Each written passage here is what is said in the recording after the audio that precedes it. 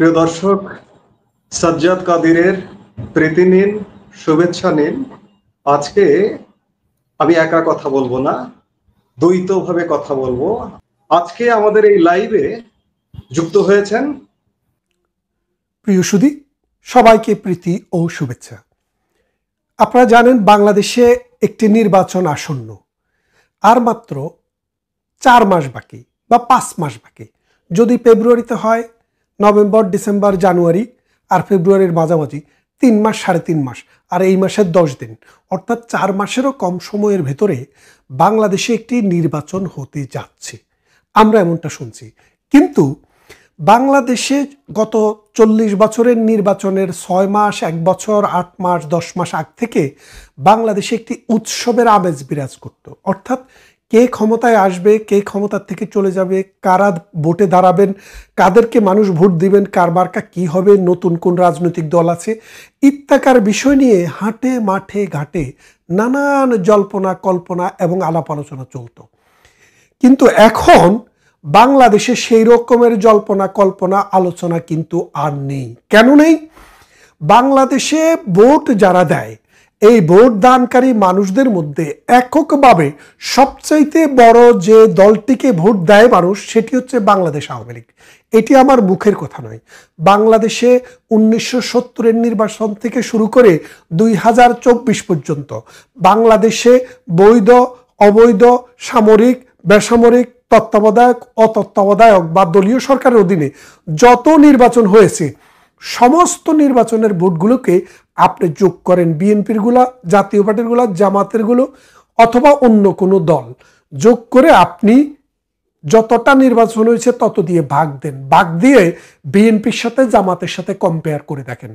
তার মানে হচ্ছে বাংলাদেশে এককভাবে আওয়ামী লীগের চাইতে বেশি ভোট কোনো কালেও কোনো লোক পায়নি, কোনো দল পায়নি, ভবিষ্যতেও, অদূর ভবিষ্যতেও সেটা পাওয়ার কোনো সম্ভাবনা নেই। এই বাস্তবতায় ডক্টর ইউনূস বাংলাদেশের আওয়ামী লীগের কার্যক্রম নিষিদ্ধ করার পর বাংলাদেশ আওয়ামী লীগের অ্যাবসেন্সে যে নির্বাচনটি করার তিনি চেষ্টা করেছেন, সেই নির্বাচনটি ডক্টর ইউনূসের পক্ষে করা সম্ভব হচ্ছে না।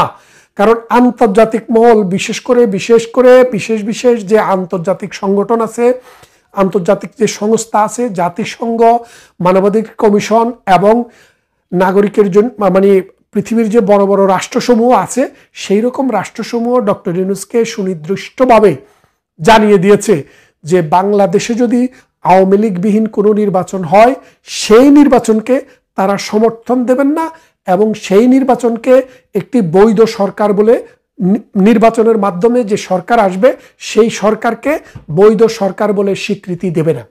পৃথিবীর বিশেষ করে আমেরিকায় দিবে না, ইউরোপ দিবে না, জাপান দেবে না, কানাডা দিবে না, অস্ট্রেলিয়া দিবে না। তারা অলরেডি আওয়ামী লীগের সাথে কথা হয়েছে। আওয়ামী লীগের উচ্চ মহল থেকে আমরা যে খবর পেয়েছি যে তারা আওয়ামী লীগকে নিশ্চিত করেছে যে বাংলাদেশে যদি কোনো নির্বাচন হয়, সেই নির্বাচনে আওয়ামী লীগের প্রতিনিধিত্ব থাকতে হবে। যদি আওয়ামী লীগের প্রতিনিধিত্ব না থাকে, যেই সরকার আসবে সেই নির্বাচনের মাধ্যমে সেই সরকারকে স্বীকৃতি দিবে না এবং সেই সরকারের সাথে কোনো রকমের অর্থনৈতিক কর্মকাণ্ডে তারা দ্বিপক্ষীয় চুক্তি করবে না। তার মানেটা এখন বোঝেন। বাংলাদেশে আপনি বৈদেশিক বিনিয়োগ বলেন, বিদেশ থেকে ঋণ আনতে চান, বিদেশের লোক পাঠাতে চান, আপনার তো দুই পক্ষীয় একটা সমঝোতা স্মারক স্বাক্ষর হয়, একটা চুক্তি হয়। এখন যদি সরকারটিকেই যদি কেউ স্বীকার না করে, তাহলে ওই সরকারের সাথে কেউ কোনো রকমের চুক্তি করবে না, যার ফলে বাংলাদেশ অন্ধকারে নিমজ্জিত হবে। আপনারা জানেন আফগানিস্তানে তালেবানকে বলেছিল যে তোমরা যদি নারীর অধিকার নিশ্চিত না করো, নারীদের স্কুলে যাওয়া যদি নিশ্চিত না করো, নারীদের ভোটাধিকার এবং মানবাধিকার যদি নিশ্চিত না করো, তাইলে তালেবান সরকারকে আমরা স্বীকৃতি দেব না। পৃথিবীর প্রায় 90% দেশ এখনো তালেবান সরকারকে স্বীকৃতি দেয়নি। সেখানকার শিশু মৃত্যুর হার পৃথিবীতে আফ্রিকার পরে সবচেয়ে বেশি এবং মানুষের মাথাপিছু আয় মাত্র $600। এই গরিব রাষ্ট্রটির সরকারকে পৃথিবীর বেশিরভাগ রাষ্ট্রই স্বীকৃতি দেয়নি। ঠিক তেমনি ডক্টর ইউনূস যদি আওয়ামী লীগকে বাদ দিয়ে কোনো নির্বাচন করেন, সেখানে ডক্টর ইউনূসের সেই সরকারকে পৃথিবীর কোনো দেশ নির্বাচনটিকে এবং সরকারটিকে বৈধতা দেবে না।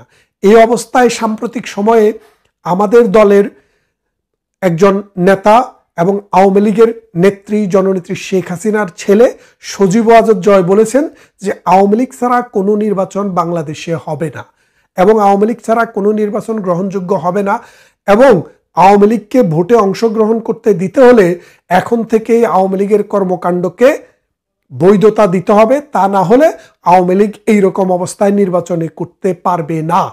তাহলে আপনারা বোঝেন এই কথাটির অর্থ কি।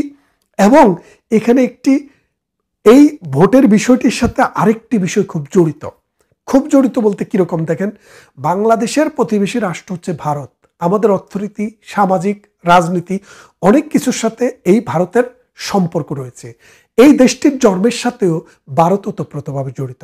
1971 সালের মহান মুক্তি সংগ্রামে ভারত যদি সহযোগিতা না করত, 9 মাসের জায়গায় আমাদেরকে হয়তো 9 বছর যুদ্ধ করতে হতো। আমাদের দেশে পোড়া মাটি আমরা ফেরত পেতাম, একটি গাছও থাকতো না, অসংখ্য মানুষের মৃত্যু হতো, বাড়িঘর পুড়িয়ে বিরান ভূমি হয়ে যেত। কিন্তু ভারত যখনই আমাদের পাশে এসে দাঁড়িয়েছে, আমরা অতি অল্প সময়ের ভিতরে আমরা এই যুদ্ধে জয়লাভ করেছি। তার মানে বাংলাদেশের জন্মের সাথে ভারতের যেমন জড়িত, পরবর্তীতে গত 53 বছরে নানান প্রকল্পে ভারত আমাদেরকে সহায়তা দিয়েছে। শুধু সহায়তা নয়, আমরা যখন বিদ্যুতের আলোর অভাবে ডুবে যাচ্ছিলাম তখন তারা বিদ্যুৎ উৎপাদনে সহযোগিতা করেছে এবং ভারত থেকেও বিদ্যুৎ বাংলাদেশে এসছে। ভারতের হলদিয়া পোর্ট ব্যবহার করে আমরা প্রতি বছর 5,000 কোটি টাকা বিদেশে রপ্তানি করতাম। সাম্প্রতিক ভারত সেটি বন্ধ করে দিয়েছে। আমাদের চাল, ডাল, লবণ, তেল, চিনি প্রাত্যহিক জীবনে যে প্রয়োজন সেটার বেশিরভাগ সামগ্রী আমরা ভারত থেকে কিনি। এখন ভারত আমাদের যে আপনারা জানেন যে গার্মেন্টস সামগ্রী, এই গার্মেন্টস ম্যানুফ্যাকচারিংটা আমাদের বিদেশে আমরা রপ্তানি করি 70 বিলিয়ন, আর ভারত থেকে আমরা 8 বিলিয়ন এই গার্মেন্টস ম্যানুফ্যাকচারিং তৈরি করার যে কাঁচামাল সেটা আমরা ভারত থেকে নিয়ে আসি। এখন ভারত থেকে দিন দিন সেটা আনা যখন কঠিন হচ্ছে, আমাদেরকে দৌড়াতে হচ্ছে চায়না, আমাদেরকে দৌড়াতে হচ্ছে আমেরিকা, আমাদেরকে দৌড়াতে হচ্ছে ইউক্রেন, আমাদেরকে দৌড়াতে হচ্ছে আমেরিকায়। এর ফলে আমাদের পরিবহন কস্ট বেড়ে যাচ্ছে 20% এবং আমাদের প্রোডাকশন কস্টের সাথে ওই 20% যোগ হয়ে যাচ্ছে, যার ফলে আমরা বিশ্ববাজার থেকে ছিটকে যাচ্ছি।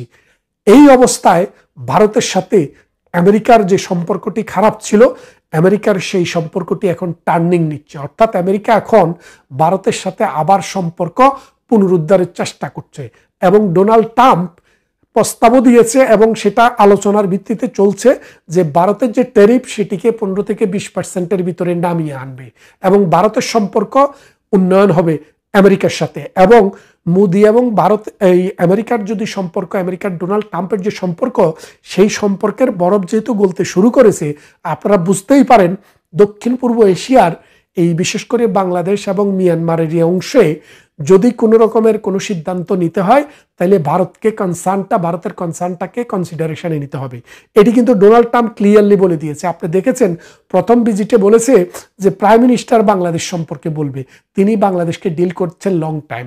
তো এখন সেই অবস্থাটা আবার ফেরত আসতেছে এবং আন্তর্জাতিক যত মহল আছে সবাই এবং ভারতের সাথে প্রধানমন্ত্রী শেখ হাসিনার সাথে দিল্লিতে দর কষাকষি শুরু করেছেন এবং প্রধানমন্ত্রী শেখ হাসিনা ক্লিয়ার সিগন্যাল পেয়ে গেছেন যে ভারত, আমেরিকা, ব্রিটেন, ইউরোপ এবং অস্ট্রেলিয়া, কানাডা, নিউজিল্যান্ড সহ পৃথিবীর সভ্য সকল গণতান্ত্রিক দেশ ডক্টর ইউনূসকে খবর পাঠিয়ে দিয়েছে যে যেভাবেই আপনি নির্বাচন করেন, যদি আওয়ামী লীগের নির্বাচনে অংশগ্রহণ করার সুযোগ না থাকে, দেশের বিগেস্ট পলিটিক্যাল পার্টি এবং সবচাইতে বড় জনগোষ্ঠীকে যারা নিয়ন্ত্রণ করে এবং বড় জনগোষ্ঠী যাদের সাথে আছে তাদেরকে বাদ দিয়ে সেই নির্বাচনকে আমরা অ্যাকসেপ্ট করব না।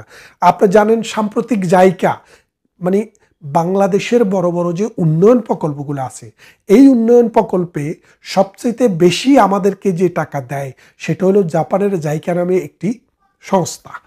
এই সংস্থাটি জানিয়ে দিয়েছে বাংলাদেশে একটি সুষ্ঠু নির্বাচনের মাধ্যমে, অংশগ্রহণমূলক নির্বাচনের মাধ্যমে পরবর্তী সরকার যদি না আসে সেই পর্যন্ত তারা আর কোনো বিনিয়োগ করবে না। IMF ক্লিয়ারলি জানিয়ে দিয়েছে ডক্টর ইউনূসের সরকারের অধীনে তারা আর কোনো টাকা ছাড় দেবে না। অর্থাৎ শেখ হাসিনার সাথে যে চুক্তিটি হয়েছিল, IMF আমাদেরকে আমাদের অর্থনীতির স্কিউ এবং আমাদের অর্থনীতিকে স্থিতিশীল রাখার জন্য যে লোন দেওয়ার জন্য প্রতিশ্রুতিবদ্ধ, এক কিস্তি প্রধানমন্ত্রী শেখ হাসিনার সময় এসেছিল, আরেক কিস্তি ডক্টর ইউনূসের সময় এসেছিল, কিন্তু এখন তারা বলে দিয়েছে পরবর্তী কিস্তি আর ছাড় হবে না যদি না একটি বৈধ সরকার বাংলাদেশের ক্ষমতায় আসে।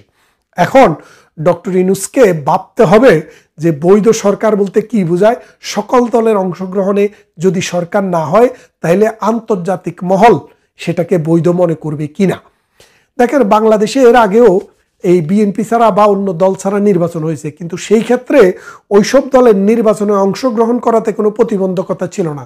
আপনি নির্বাচনে অংশগ্রহণ করতে পারবেন, আপনি স্বেচ্ছায় নির্বাচনে অংশগ্রহণ করেননি, তার মানে হচ্ছে আপনি বলেছেন প্রধানমন্ত্রী শেখ হাসিনার অধীনে নির্বাচন হলে যাবেন না, সেই জন্য আপনি যাননি।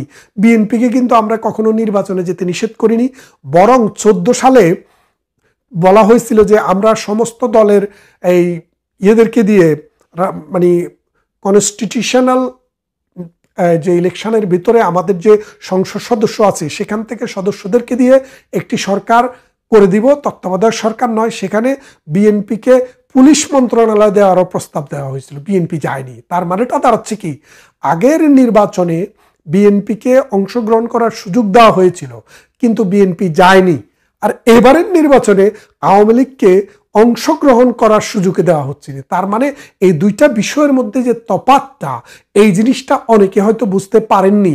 এখন আমি সেই জন্য এই বিষয়টিকে ব্যাখ্যা করলাম আবারও, যে একটি দলকে সুযোগ দেওয়ার পরেও অংশগ্রহণ না করা আর একটি দলকে সুযোগ দেওয়া অংশগ্রহণ করার সুযোগে না দেওয়া, এই দুটি জিনিসের মধ্যে ডে অ্যান্ড নাইট তফাৎ। সেই অবস্থায় আন্তর্জাতিক বিশ্ব ক্লিয়ার অবস্থান যে ডক্টর ইউনূসের এই নির্বাচনে তারা সমর্থন দেবে না যদি আওয়ামী লীগকে নিয়ে আসা যায়। তাই আপনারা নিশ্চিন্ত থাকেন, আগামী নির্বাচনে আমরা নির্বাচনে অংশগ্রহণ করব এবং আমাদেরকে যথাযথ টাইম দেওয়া হবে। আপনারা মাঠে নামবেন, বঙ্গবন্ধুর সোনার বাংলায় জাতীয় পতাকা এবং নৌকা মার্কা নিয়ে ভোট দেওয়ার জন্য আস্তে আস্তে আপনারা প্রস্তুতি নেন। কারণ এই দেশে আওয়ামী লীগ হলো নির্বাচনমুখী একটি দেশ। দেখেন, 70-এর নির্বাচনে আমরা আইয়ুবের অধীনে, মার্শাল্লাহর অধীনে যখন নির্বাচনে অংশগ্রহণ করি, তখনও মাওলানা ভাসানী বলেছিলেন যে মুজিব আপনি নির্বাচনে যেন না, এদের যে আইয়ুবের অধীনে এই নির্বাচনটি হবে এটা তামাশার নির্বাচন, প্রহসনের নির্বাচন। কিন্তু বঙ্গবন্ধু বলেছিলেন আমরা গণতন্ত্রের মানুষ, আমরা জনগণের দল, আমাদের মানুষের কাছে যাওয়ার, মানুষের কাছে আমাদেরকে পছন্দ বা অপছন্দ করার সুযোগ দেওয়ার একমাত্র উপায় হচ্ছে নির্বাচন। সুতরাং আমরা নির্বাচনে যাব। নির্বাচনে আওয়ামী লীগ গেলেন, মাওলানা ভাসানী গেলেন না। এখন আওয়ামী লীগও টিকে আছে, কিভাবে টিকে আছে আপনারা সেটা জানেন, আর মাওলানা ভাসানী কিভাবে টিকে আছে সেটাও আপনারা জানেন। তাই আসুন আগামী নির্বাচনের জন্য ভেতরে ভেতরে আপনাদের নিজস্ব অবস্থান থেকে প্রস্তুতি নেন। দেখবেন বাংলাদেশ আওয়ামী লীগ আবারও সকল দলকে পরাজিত করে বাংলাদেশের ক্ষমতায় আসার পথ সুগম করবে। ভালো থাকবেন, কথা হবে অন্য কোনো ভিডিওতে অন্য কোনো ইস্যুতে।